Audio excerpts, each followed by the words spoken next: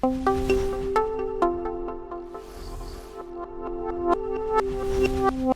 back, guys. We are here with Taylor Speegle, Dylan Stroud. My name is James Hsu, and we are going to be answering one of the questions from our community number. For those of us that have not entered our community yet, you can text us any question to our phone number, 702-602-8802. And we will answer that question with these gentlemen right here.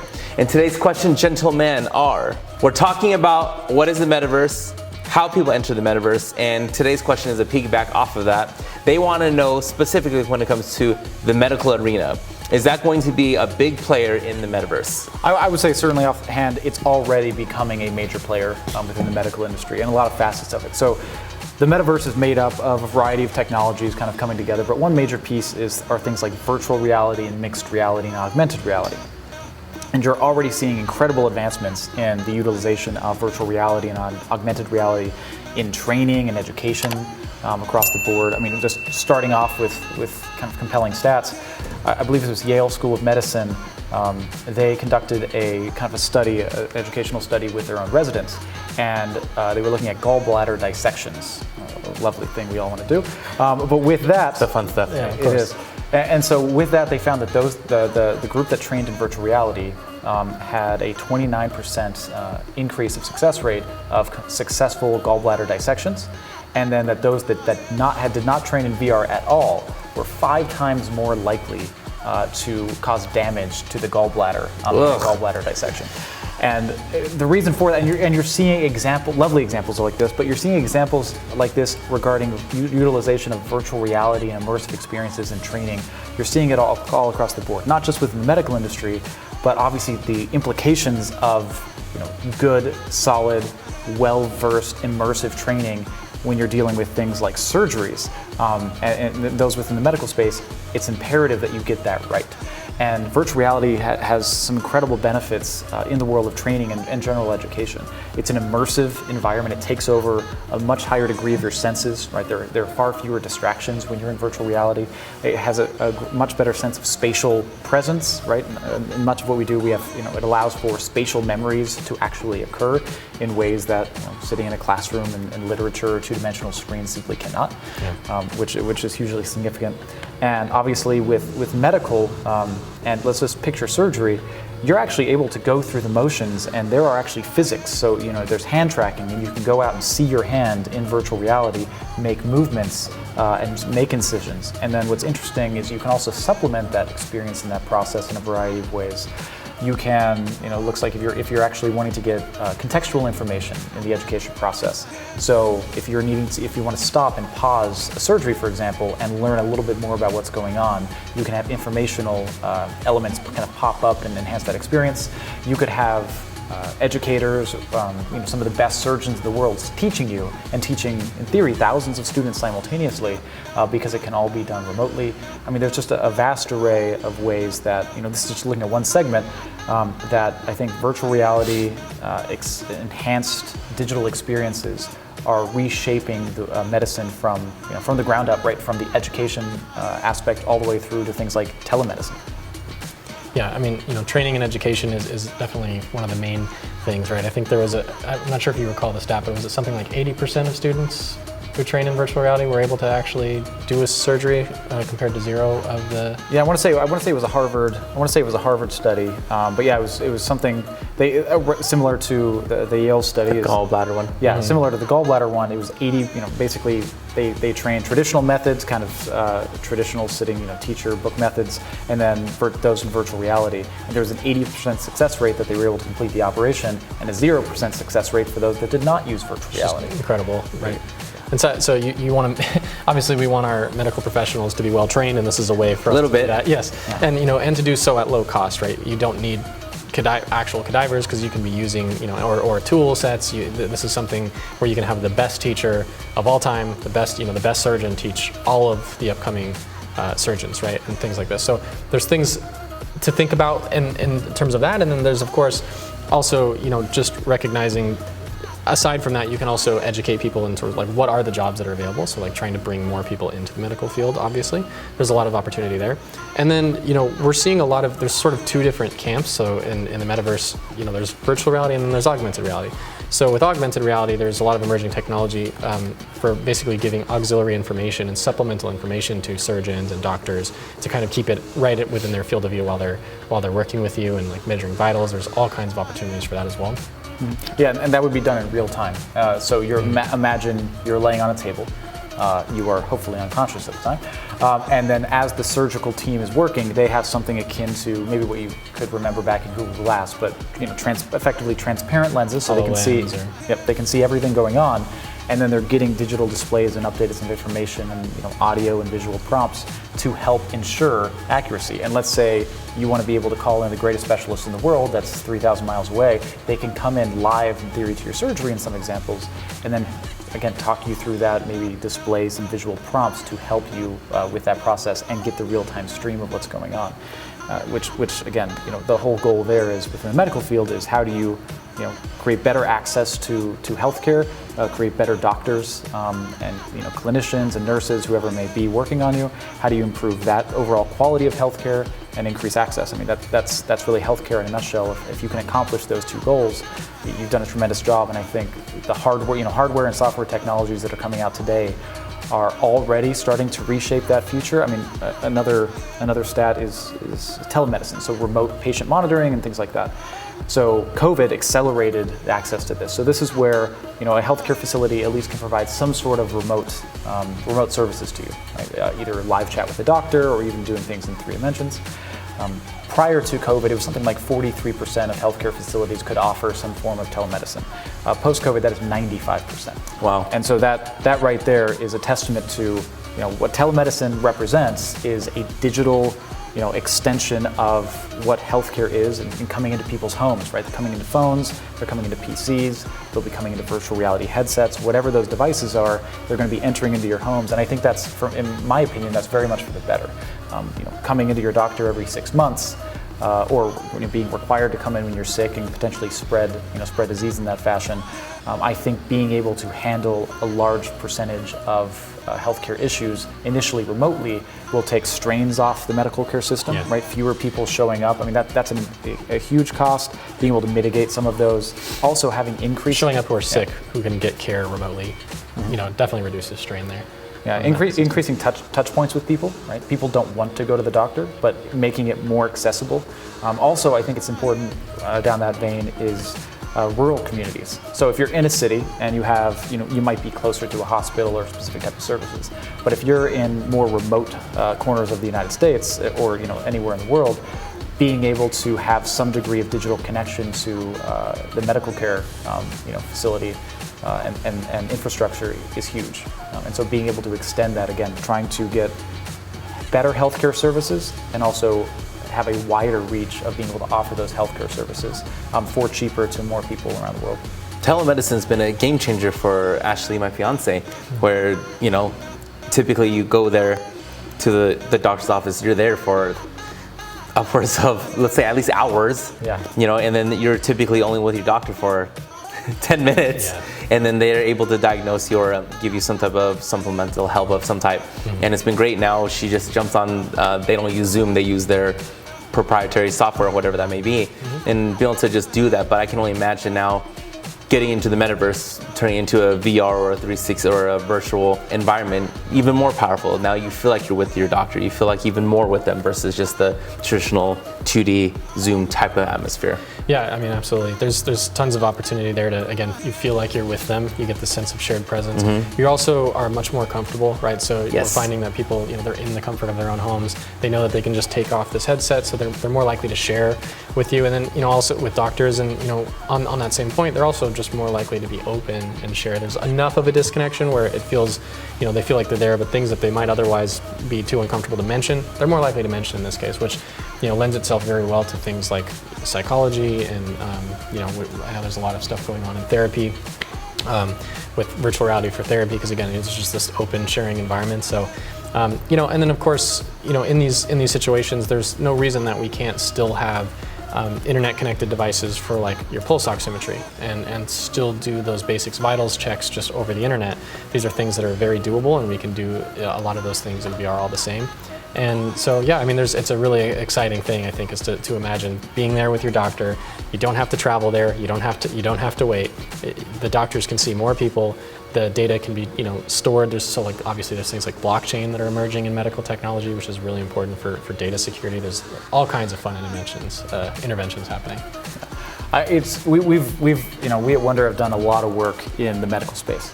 And just kind of by chance, right? We've always had an interest within the field, and we ended up working more and more with some really brilliant people within the health industry, doctors, researchers, and the like. So one of the products, for example, is called the Age Meter. It's a functional biomarker test, so it looks at physiological biomarkers correlated with aging. So as we age, certain biomarkers start to degrade at various slopes. But in theory, if we can measure all of those functional biomarkers and then compare that against what we might expect of those of your same age and gender and so on, it can give really valuable information to understand how your body is aging. And this is just amazing. Yeah, and this is just one. This is just one piece of technology that's being developed in this world, and that information can be taken from your home, right? You can go into a doctor's office and take this test. It's completely non-invasive. There's no blood panels or anything to that degree, but it also can be made available remotely, and then you can tie that information back to the doctor. And so not only can you have this information for your own benefit, which I think a lot of these applications that are being developed can provide, so you have a bit more ownership, and with blockchain you can kind of own your collective healthcare record, but also you can make all this available when needed. I have a new primary care physician, I can go and provide this information and also continually update them with information in theory remotely, so that I have to go into the doctor less, but the doctor has more information that they never had before to help diagnose, right? One example within the Age Meter is we look at memory, one of the facets of memory. And so let's say that you're 50 percentile on everything. So you're exactly as we'd expect for a 50-year-old male.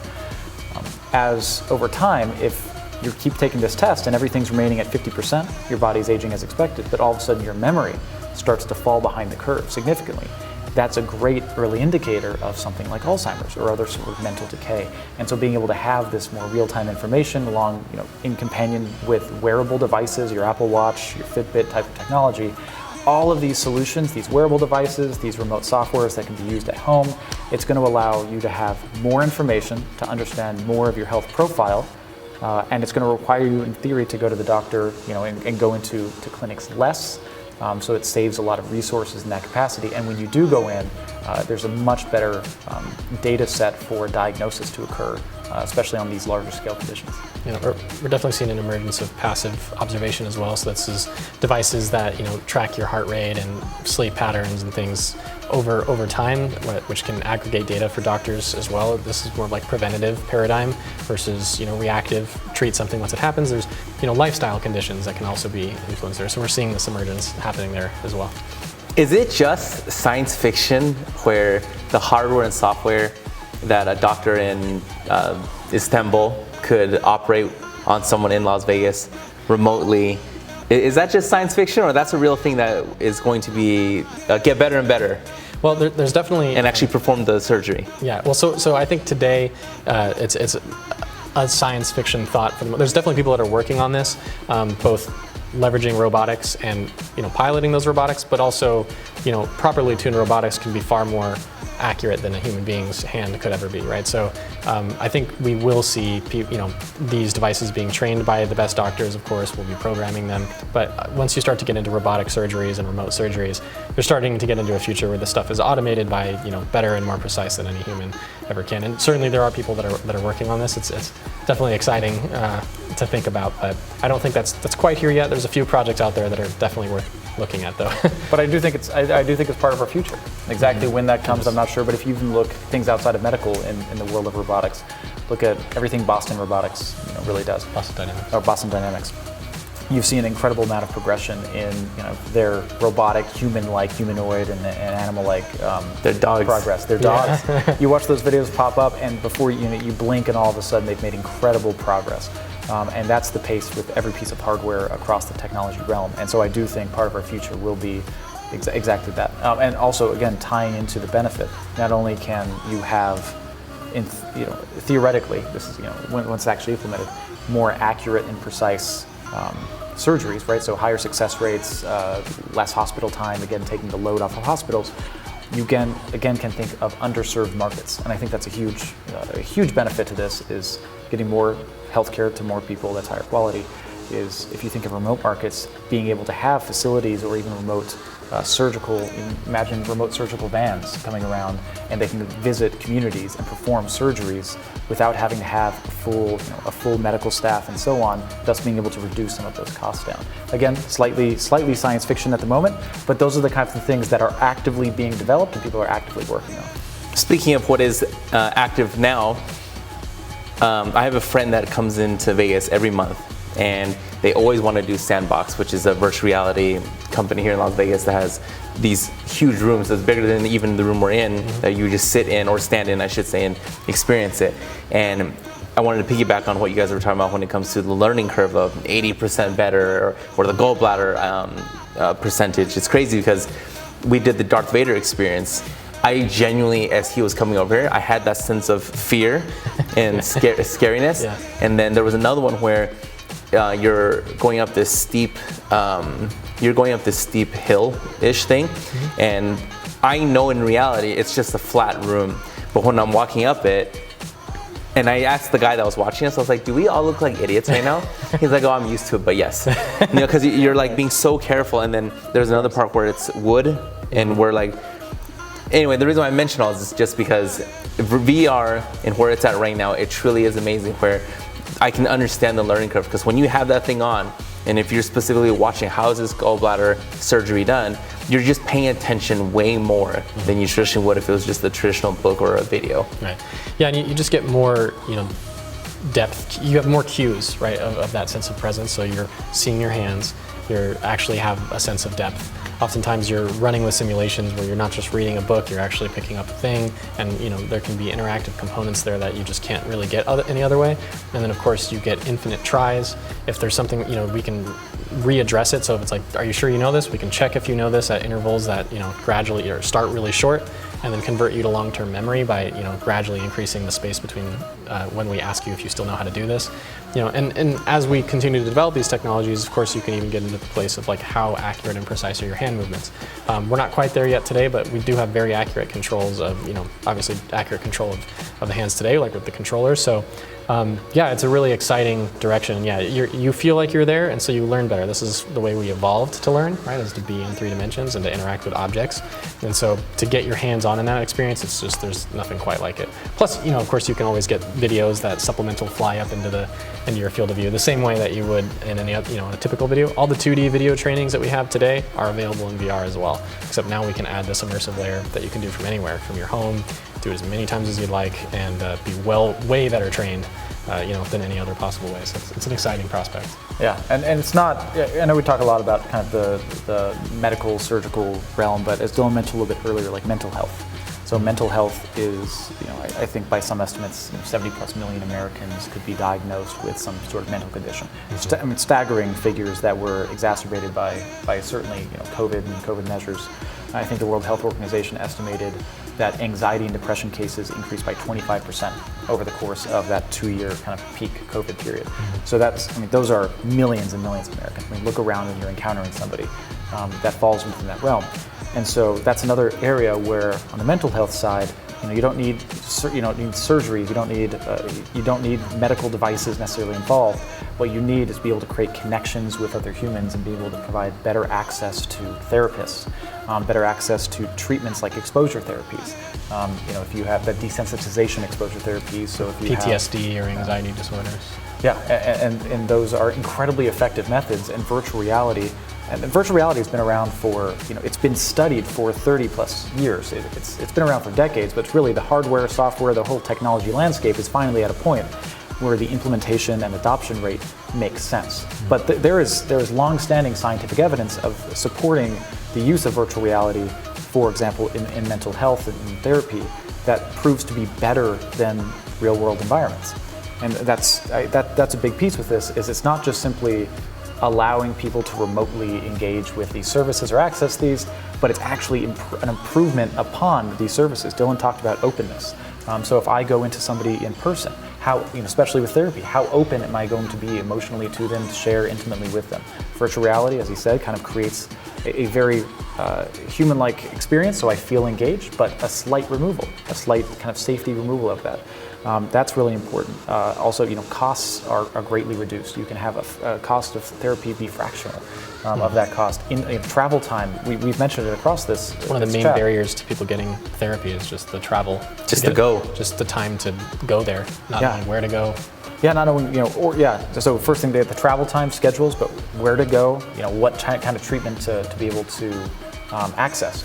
All of these things are resolved through virtual reality. You've seen some digital transformation of therapies, so there have been, I think BetterHelp is one, but you have kind of mobile applications and web applications that allow kind of digital chat and so on, so better access, and they've seen incredible growth and incredible success, but what virtual reality and metaverse type experiences can bring, and in theory mixed reality as well, is an improvement upon even that, an improvement upon in-person sessions. So we're very excited. We're actually working on some IP ourselves and a passion project related to mental health in this field, because it is such a need and it's still underserved in the market today. But virtual reality is a great pairing of something like that, where it's this almost like this light bulb moment, right? They've been studying it for a long time, but we're at this beautiful intersection where technology can truly help people's lives today with the technology that we have today.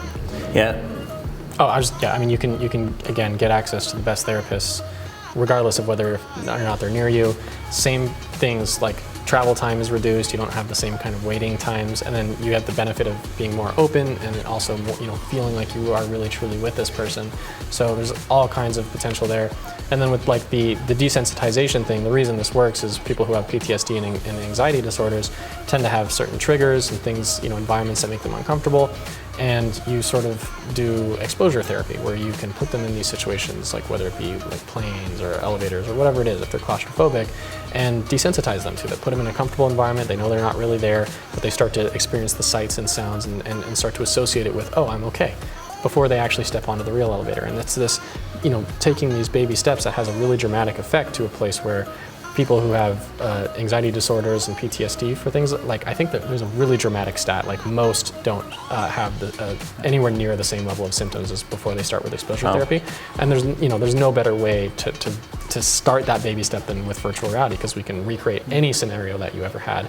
And we can put you in any environment that causes you discomfort and start to train you away from that without actually putting you in any kind of a real situation. So it just helps make it a smoother process. And the research is there, the science is there, and it's well validated. And so we're about to enter, and we're entering in a beautiful time in that sense. Mm-hmm. Well, speaking of those scenarios, we have, even between us three, we have organizations on the government side / the schooling board side. These different organizations have reached out to us also in creating scenarios for students, because a lot of students, so many people say, I want to go into this career, and then a lot do drop out, so there's that huge burn. But then when they finally get their degree, then they get into a career, they're like, oh no, this isn't something I thought I wanted to do with my life. And then they actually ended up going to college for X amount of years and not even be able to utilize this degree that they have it in, because they realize, I don't want to go through these experiences that come with X, Y, Z, ABC. And now we have people reaching out to us, creating virtual simulations of what would it be like to, and after you become a doctor, right, what are the things you're going to go through? And that's an exciting project that we're working on, putting things together. Yeah, absolutely. I mean, that's one of those things, like when you're choosing what you want to do with your life, and you don't even necessarily know what these jobs are. Are they available? B, what are they? And then what is it like to actually be one? So yeah, VR gives you the opportunity to really put people in those situations, both very seriously in terms of like 360 video. You can actually document the real world scenarios and do all kinds of really exciting things. And then there's also the simulation side, where you can actually, here's what your life is going to be like, and educate them and onboard them into that profession, and do so at basically zero cost once it's produced, because it's just, you can just keep showing this to as many people as you want.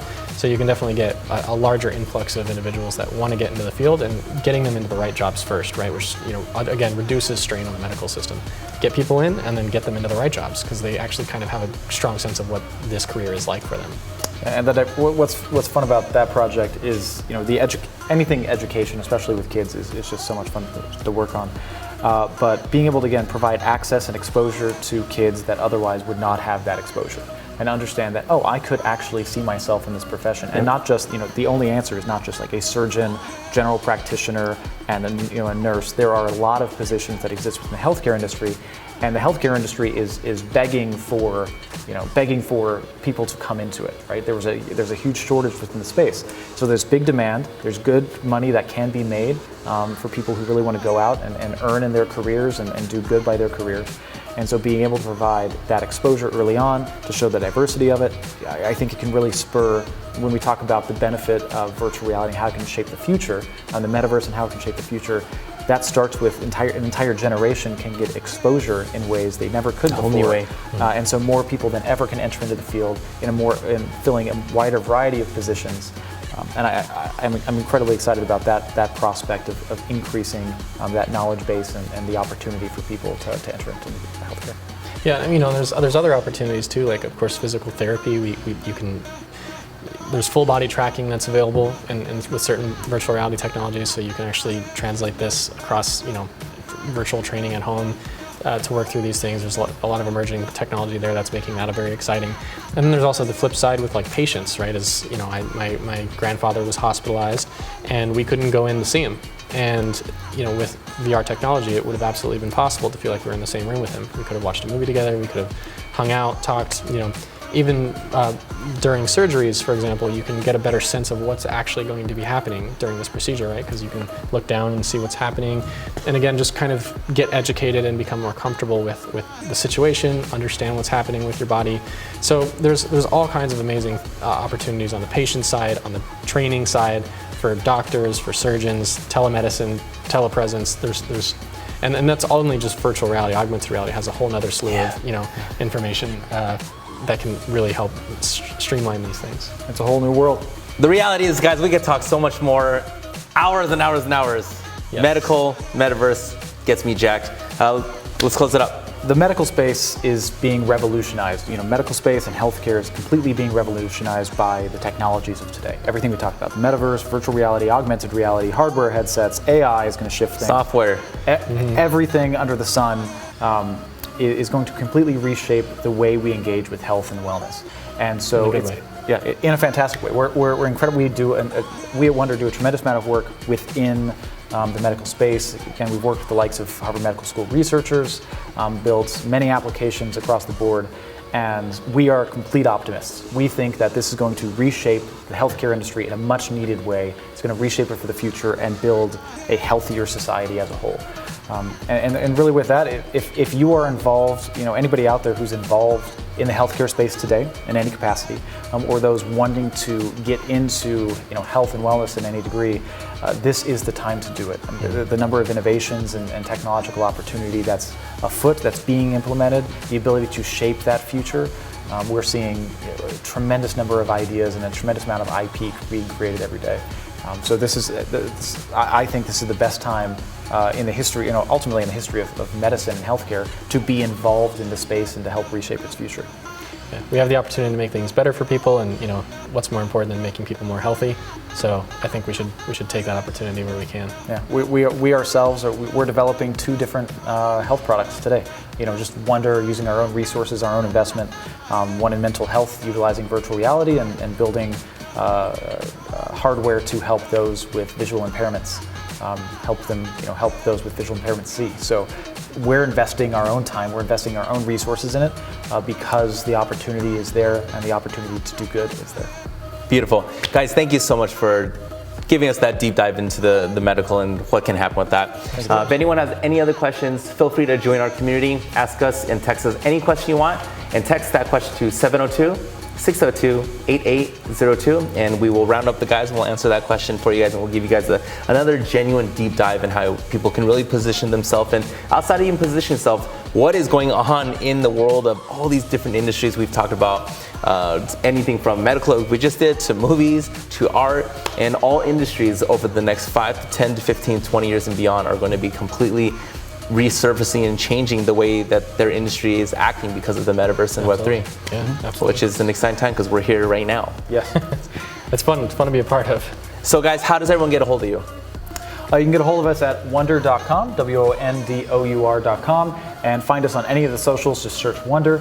and we're excited to talk to you about a field that we are so passionate about, doing good by others through technology, the world of health and wellness. Incredible opportunity, incredible time in that space. And don't forget to do all the normal YouTube things, like this video, comment, questions, we'd love to answer those for you. Subscribe because we have new videos every single week that you guys are gonna love, where we do deep dives into, in today's episode, medical. We've talked about movies, we've talked about art, and we have so much more lined up for you guys. So many other live events that we're gonna be putting on where we'd love to meet you in person, not just virtually, even though we love that too. We do. Until the next episode, guys, thank you so much for everyone's time. That was an amazing talk. I loved it. Thanks for having us. Talk to everyone soon.